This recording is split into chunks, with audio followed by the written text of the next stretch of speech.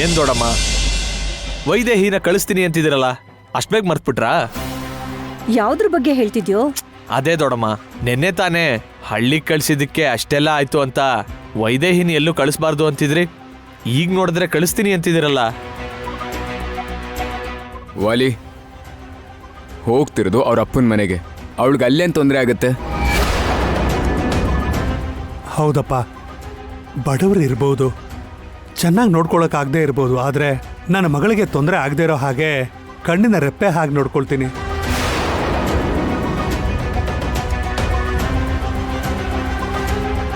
ಅವನ್ ಮಾತನ್ನ ತಲೆಗೆ ಹಾಕೋಬೇಡ. ನಿನ್ ಮಗಳು ಮತ್ತು ಅಳಿಯನ್ನ ನೀನ್ ಆಸೆ ಪಟ್ಟಂತೆ ನಿಮ್ ಮನೆಗೆ ಕರ್ಕೊಂಡು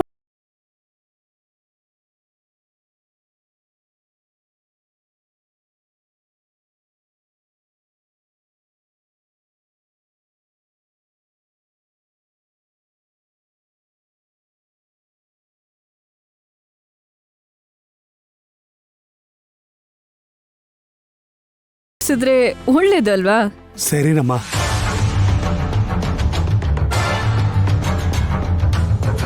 ಆಹಾ, ಏನ್ ಐಡಿಯಾ ಮಾಡಿದ್ಲು. ಪ್ಲಾನ್ ವರ್ಕೌಟ್ ಆಗುತ್ತೆ ಅನ್ಸುತ್ತೆ. ಹೌದು ಅಣ್ಣ, ನಿಮ್ ಕೈಯಾರೇನೆ ನಿಮ್ ಮಗಳಿಗೆ ಕೇಸರಿ ಹಾಲು ಕೊಡಿ. ಹಾಗೆ ಆಗ್ಲಮ್ಮ. ಚಂಚಲಕ್ಷ್ಮಿ, ಚಂಚಲಕ್ಷ್ಮಿ. ಬರ್ತಾ ಇದ್ದೀನಿ. ಏನಮ್ಮವ್ರೆ? ಅಣ್ಣ ವೈದೇಹಿಗೆ ಕೇಸರಿ ತಗೊಂಡ್ ಬಂದಿದ್ದಾರೆ, ಹಾಲಲ್ಲಿ ಬೆರೆಸಿ ತಗೊಂಡ್ ಬಾ. ಆಯ್ತಮ್ಮವ್ರೆ.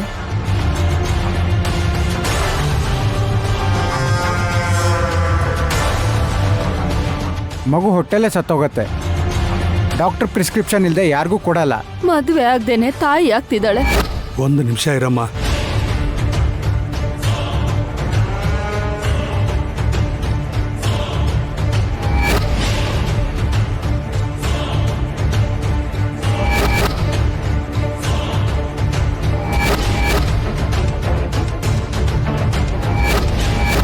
ನೀವು ಇವಳು ನಮ್ಮನೆಯಲ್ಲಿ ಕೆಲಸ ಮಾಡ್ತಾ ಇದ್ದಾಳೆ ಅಣ್ಣ, ನಮ್ ಜೊತೆನೇ ಇರ್ತಾಳೆ. ಅದು ಹಾಗಲ್ಲಮ್ಮ. ಆಗಲೇ ನೀವು ಮೆಡಿಕಲ್ ಶಾಪಲ್ಲಿ ಅಬಾರ್ಷನ್ ಆಗೋಂಥ ಔಷಧಿ ತಗೊಂಡ್ರಿ.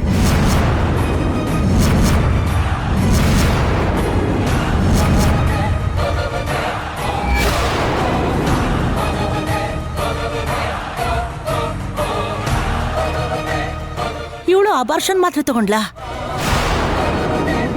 ಅವಳಿಗೆ ಹಾಕದು? ಯಾರೋ ಅವ್ರ ಮೊಮ್ಮಗಳಂತೆ, ಮದುವೆ ಆಗದೆ ತಾಯಿ ಆಗ್ತಿದ್ದಾಳೆ. ಅದಕ್ಕೆ ಮಗುನ ತೆಗಿಸ್ಬೇಕು ಅಂತ ಹೇಳಿ ಔಷಧಿ ತಗೊಂಡ್ರು.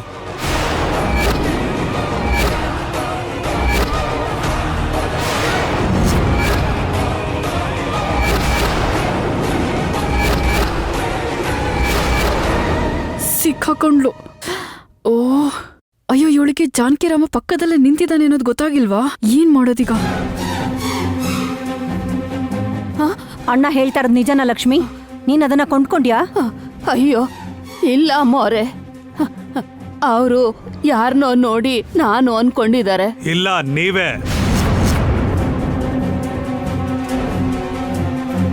ಇದೇ ಧ್ವನಿ, ಅದು ನೀವೇ.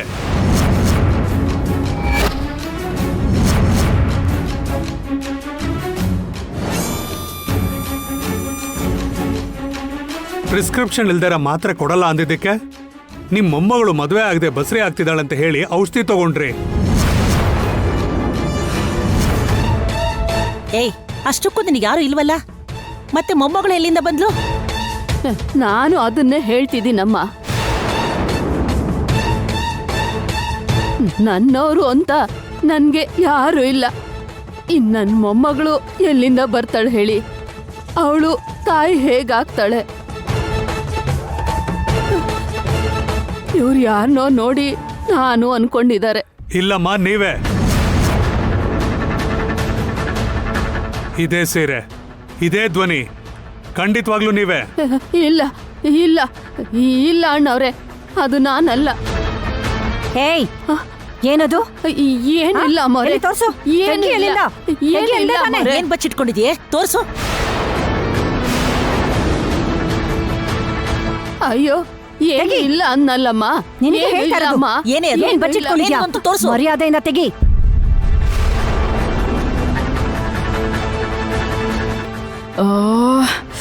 ಛೇ, ರೆಡ್ ಹೆಂಡಾಗಿ ಸಿಕ್ಕಾಕೊಂಡ್ಲು. ಅಯ್ಯೋ ದೇವ್ರೆ, ಏನು ಹೀಗಾಗೋಯ್ತು? ನಾವೆಲ್ಲ ಸಿಕ್ಕಾಕೊಂಡ್ಬಿಡ್ತೀವಾ? ನೋಡಿದ್ರ ಅದನ್ನ?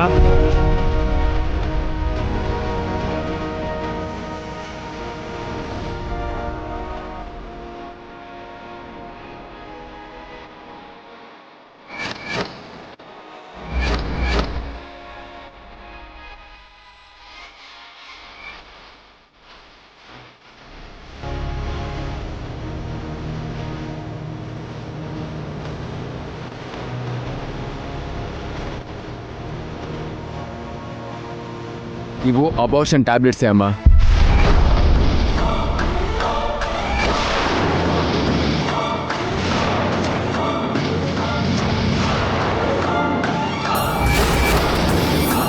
ನಿನಗೆ ಯಾರೂ ಇಲ್ಲ ಅಂತ ನಮ್ಮ ಮನೆ ಸೇರ್ಕೊಂಡಿಯಲ್ಲ, ಮತ್ತೆ ಈ ಔಷಧಿನ ಯಾರಿಗೆ ಅಂತ ತಗೊಂಡೆ? ಯಾರು ನೀನು?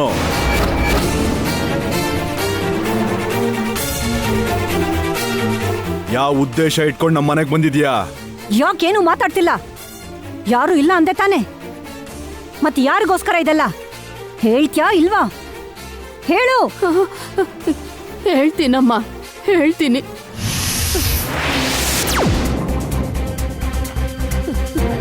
ಯಾರು ಇಲ್ಲ ಅಂದ್ರೆ ಇಲ್ವೇ ಇಲ್ಲ ಅಂತ ಅಲ್ಲ, ಇದಾರೆ. ಆದ್ರೆ ನನ್ನನ್ನು ಯಾರು ನೋಡ್ಕೊಳ್ಳಲ್ಲ. ಹಾಗಂತ ನಾನು ಅವ್ರನ್ನ ನೋಡ್ಕೊಳ್ದೆ ಇರೋಕ್ಕಾಗಲ್ಲ ಅಲ್ವಾ? ನನ್ನ ಮೊಮ್ಮಗಳು ಮದುವೆ ಆಗ್ದೇನೆ ತಾಯಿ ಆಗ್ತಿದ್ದಾಳೆ. ಮನೇಲಿ ಹೇಳೋಕೆ ಭಯ ಪಟ್ಕೊಂಡು ನನ್ಗೆ ಹೇಳಿದ್ಲು, ನಾನು ಮರ್ಯಾದೆ ಹೋಗ್ಬಾರ್ದು, ಕೆಟ್ಟ ಹೆಸರು ಬರಬಾರ್ದು ಅಂತ. ಆ ಮಗುನ ತೆಗ್ಸೋಕೆ ಈ ಔಷಧಿ ತಗೊಂಡು ಬಂದೆ. ಹೊಟ್ಟೆಲಿರೋ ಮಗುನ ಹೊಟ್ಟೆಲೆ ಸಾಯಿಸ್ಬೇಕು ಅನ್ಕೊಂಡಿದ್ಯೇನೆ ನೀನು?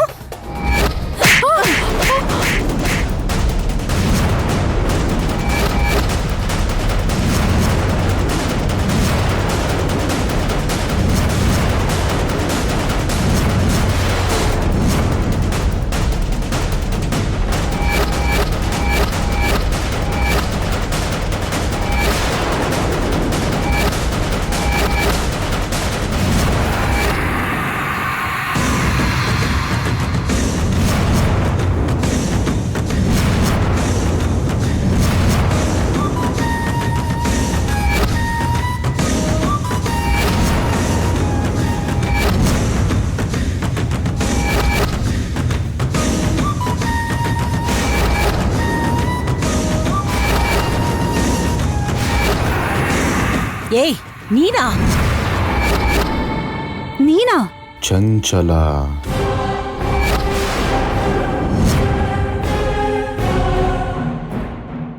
ಈಗ ಇವಳು ನಮ್ಮ ಹೆಸರನ್ನು ಹೇಳ್ಬಿಟ್ರೆ ಕಷ್ಟ. ಅಯ್ಯೋ ದೇವ್ರೆ, ಇವಳನ್ನ ಹೇಗಾದ್ರೂ ಮಾಡಿ ಆಚೆ ಹಾಕಬೇಕು.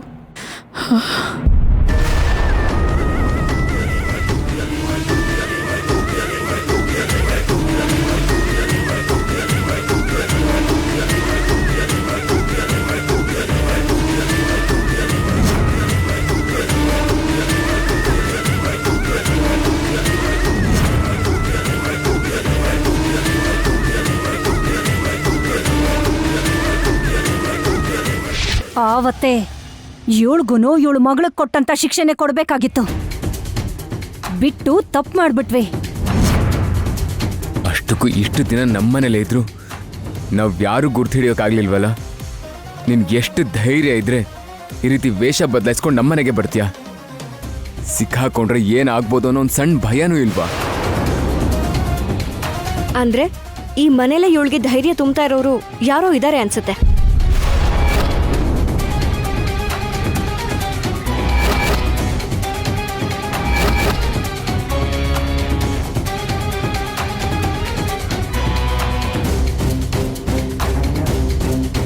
ಅವತ್ ನೋಡಿದ್ರೆ ನನ್ನ ಜಾಗದಲ್ಲಿ ವೈಶಾಲಿನ ಕೂಡ್ಸಿ ನನ್ನ ಜೀವಂತವಾಗಿ ಹೂತ್ ಹಾಕಕ್ ನೋಡ್ದೆ.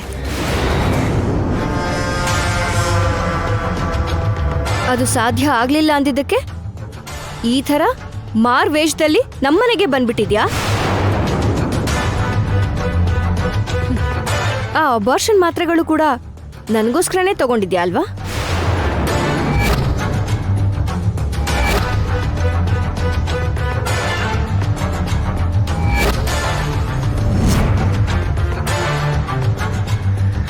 ಯಾರ ಸಹಾಯ ತಗೊಂಡು ಇಷ್ಟು ಧೈರ್ಯವಾಗಿ ಇಂಥ ಕೆಲಸ ಮಾಡ್ತಾ ಇದ್ಯಾ?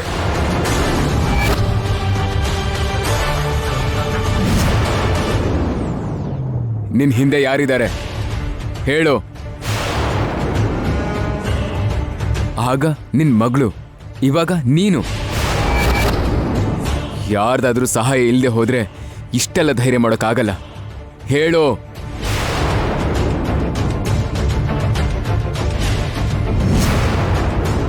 ಹೌದು ಬಾವಾ, ಯಾರೋ ಇದ್ದಾರೆ.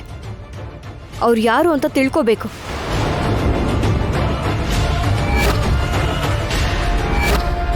ಇವತ್ತು ಈ ಚಂಚಲ ಕತೆ ಮುಗಿದ್ರೂ ಕೂಡ ನಾಳೆ ಇನ್ನೊಬ್ರು ಬರ್ತಾರೆ.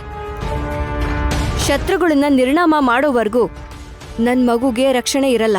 ಹೇಳ್ತೀಯೋ ಇಲ್ವೋ ಹೇಳು.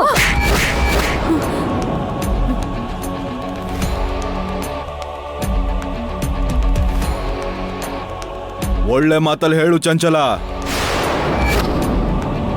ಇಲ್ಲ ಅಂದ್ರೆ ನಿನ್ನ ಮಗಳಿಗಾದ ಗತಿನೇ ನಿನಗೂ ಆಗತ್ತೆ. ಹೇಳು.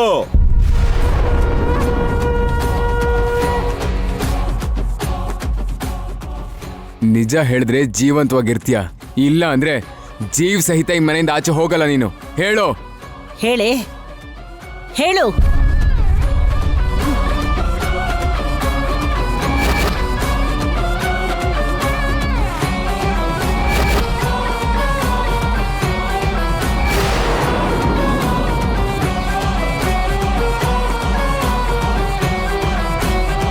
ಹೇಳು ಅಂದ್ರೆ ಮುಖ ನೋಡ್ತಿದ್ಯಲ್ಲೇ, ಅಷ್ಟಕ್ಕೂ ನೀನು ಹೇಳು ಹೇಳು ಹೇಳೆ ಹೇಳು ಹೇಳು ಹೇಳು ಹೇಳೆ. ನಿನ್ನ ಸಾಯಿಸ್ಬೇಕು ಕಣೆ. ನಾನು ಹೇಳೋದು ಕೇಳು.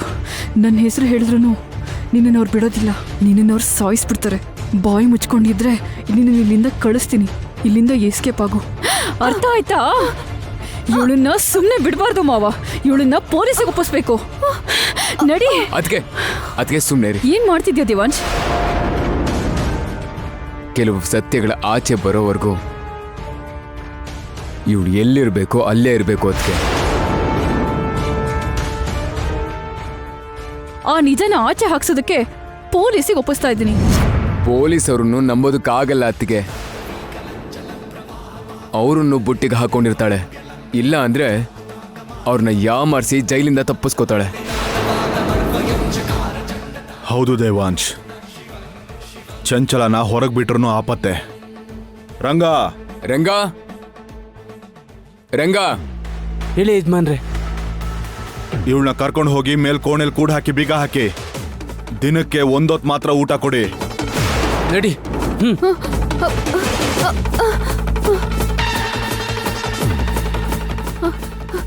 ಬಿಡು ಬಾ. ಏಯ್ ಅಣ್ಣ, ಬೇಡ ಅಣ್ಣ. ಅಣ್ಣ ಬಿಡು ಅಂತ ಹೇಳಿ. ಅಣ್ಣ ಅಣ್ಣ ಅಣ್ಣ.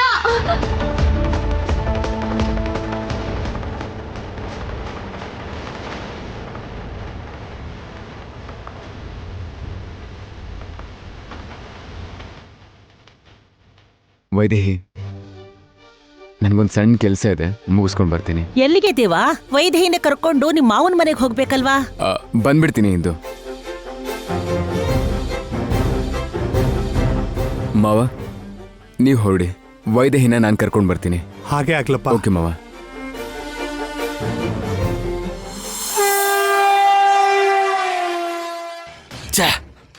ಈ ಚಂಚಲ ಇಷ್ಟು ಈಸಿಯಾಗಿ ಸಿಗಾಕೋತಾಳೆ ಅಂತ ಅನ್ಕೊಂಡಿರಲಿಲ್ಲ. ಮಗಳನ್ನ ನೋಡ್ಕೊಂಡು ಹೋಗಿ ಬಂದಿದ್ದ ಜಾನಕಿರಾಮ ಅದನ್ನ ಮಾಡೋದ್ ಬಿಟ್ಟು ಇವಳನ್ನ ಸಿಗಾಕ್ಸ್ದ. ನಮ್ಮಿಬ್ರನ್ನ ಹಾಕ್ಕೊಟ್ಟಿಲ್ಲ, ಅದಕ್ಕೆ ನೀನ್ ಖುಷಿ ಪಡು. ಅದು ನಿಜಾನೇ. ಆದ್ರೆ ಇಲ್ಲಿವರೆಗೂ ಏನೇ ಮಾಡಿಸ್ತಿದ್ರು ಚಂಚಲನ ಕೈಲೇ ಮಾಡಿಸ್ತಿದ್ವಿ. ಒಂದ್ ವೇಳೆ ಸಿಗಾಕೊಂಡ್ರೆ ಆ ಚಂಚಲ ಸಿಕ್ಕಾಕೋತಿದ್ಲು. ಆದ್ರೆ ಇವಾಗ ಏನೇ ಆದ್ರೂ ನಾವೇ ಮಾಡಬೇಕು. ಹೋಗ್ಲಿ ಮಾಡೋಣ ಅಂದ್ರು ವೈದೇಹಿನ ಜಾನಕಿರಾಮ ಅವನ ಮನೆಗೆ ಕರ್ಕೊಂಡು ಹೋಗ್ತಾ ಇದ್ದಾನೆ. ಕರ್ಕೊಂಡು ಹೋಗ್ಲಿ, 3 ದಿನ ಅಷ್ಟೇ ಅಲ್ವಾ?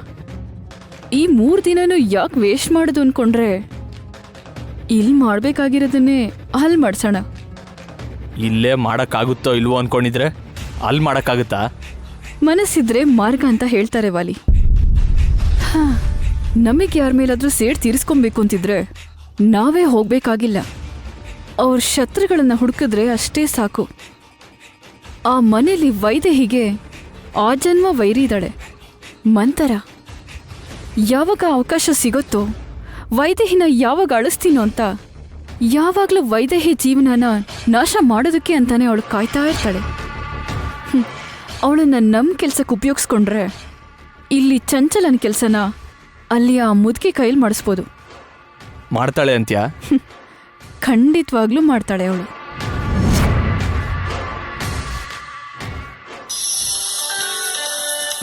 ಅಮ್ಮ ಫೋನ್ ಮಾಡ್ತಾ ಇದ್ದಾರೆ. ಈಗಲೇ ಬಂದೆ. ಯಾರ್ದು ಫೋನು? ಆ ಕಡೆ ಹೋಗಿ ಮಾತಾಡ್ತೀನಿ ಅಂತಿದ್ಯಲ್ಲ, ನನ್ನ ಹತ್ರನೇ ಸೀಕ್ರೆಟಾ? ಆ ಥರ ಏನಿಲ್ಲ, ನಮ್ಮಮ್ಮ ಫೋನ್ ಮಾಡಿದ್ದಾರೆ. ನಾವು ಮಾತಾಡೋದು ಕೇಳಿಸ್ಕೊಂಡ್ರೆ ನಿನಗೆ ಬೋರ್ ಆಗುತ್ತೆ. 1 ನಿಮಿಷ ಬರ್ತೀನಿರು.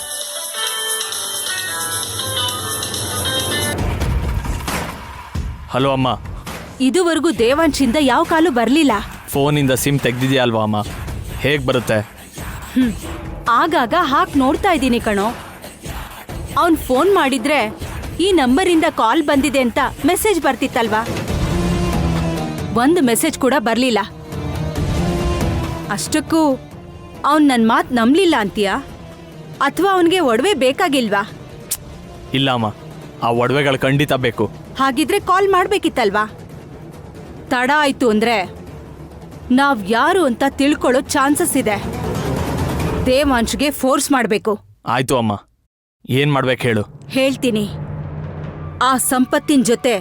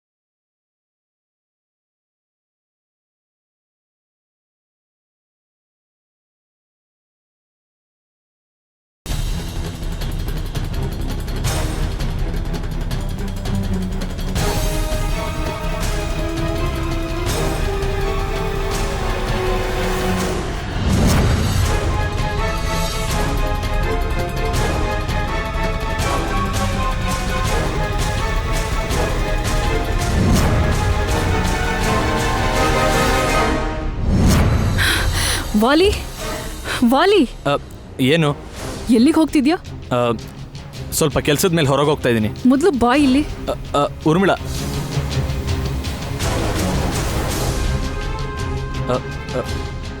ಏನಾಯ್ತು ಊರ್ಮಿಳಾ? ಫೋನಲ್ಲಿ ಮಾತಾಡ್ಕೊಂಡು ಬರ್ತೀನಿ ಅಂತ ಹೇಳಿ ಈಗ ಎಲ್ಲಿಗೋ ಹೋಗ್ತಿದ್ಯಲ್ಲ ನೀನು? ಅದು ಅಮ್ಮ ಏನೋ ಬೇಕು ಅಂತ ಕೇಳಿದ್ರು, ಕೊಟ್ಬಿಟ್ಟು ಬರ್ತೀನಿ. ಅಷ್ಟೇನಾ?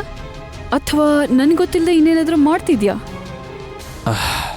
ನಿನಗೆ ತಿಳಿಸ್ದೆ ನಾನೇನು ಮಾಡ್ತೀನಿ ಊರ್ಮಿಳಾ? ಅಷ್ಟು ಓವರ್ ಆಕ್ಟಿಂಗ್ ಬೇಡ. ನನ್ನಿಂದ ಮುಚ್ಚಿಟ್ಟು ಎಷ್ಟೋ ಕೆಲಸ ಮಾಡಿ ಈಗಾಗಲೇ ಸೋತಿದ್ಯಾ.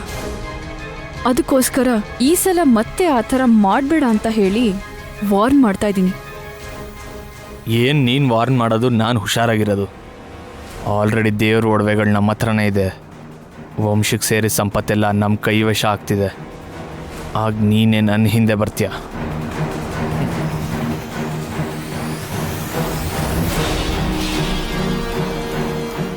ಇನ್ನೂ ಹೋಗಿಲ್ವಾ? ಎಲ್ಲಿದ್ದಾರೆ?